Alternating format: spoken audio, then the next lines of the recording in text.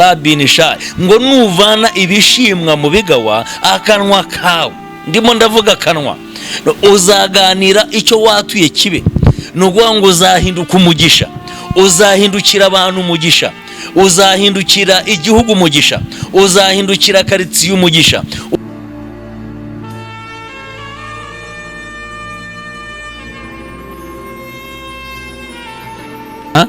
Tugiye kuganira hano muri Yeremiya ibice 15 ku murongo wa 19.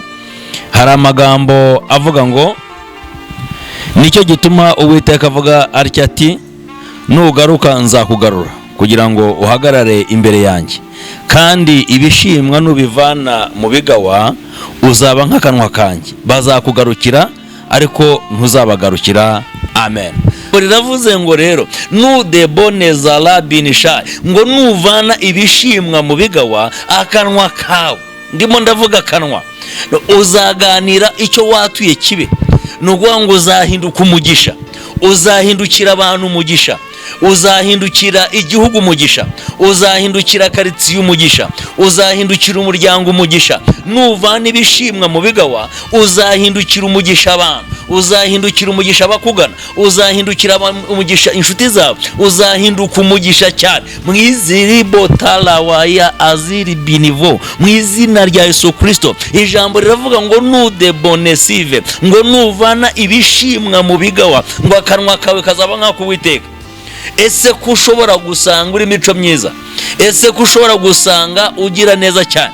Ese ko ushobora gusanga utinze mu rusengero? Ese nukuvuga ngo akanwa kawe gasa n'ako Uwiteka? Iyo wisuzumye usanga akanwa kawe kameze nk'ako Uwiteka? Iyo wirebye usanga akanwa kawe nukuvuga ngo ibyo watura Uwiteka bihesha umugisha? Iyo urebye usanga watura gute? Ijambo riravuze ngo wowe ubwawe nuvana ibishimwa mu bigawa ngo akanwa kawe kazahinduka nk'ako Uwiteka mu izina rya Yesu. Turimo dusatira gusoza, turimo twegera gusoza.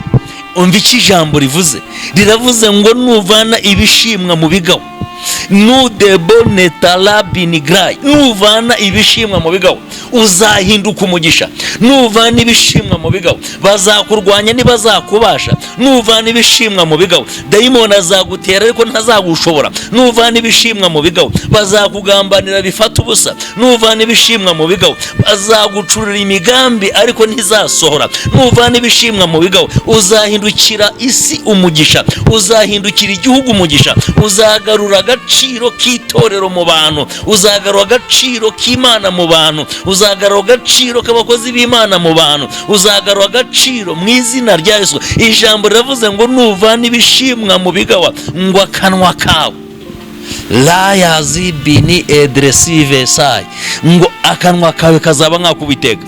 Nyemerera dusengane Imana mu izina rya Yesu, nyemerera twinginga Imana mu izina rya Yesu, nyemerera tubane n'Imana aka kanya mu izina rya Yesu. Uwiteka Mana yacu, mu izina rya Yesu Kristo wa Nazareti, turasenze kandi turakwinginze cyane.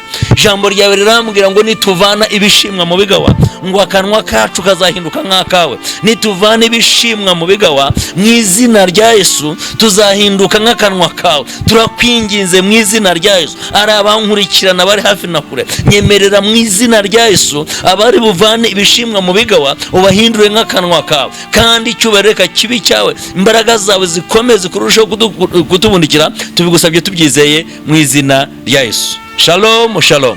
Yari Diakre Ntambara Emmanuel. Imana ibahe umugisha mwinshi mu izina rya Yesu.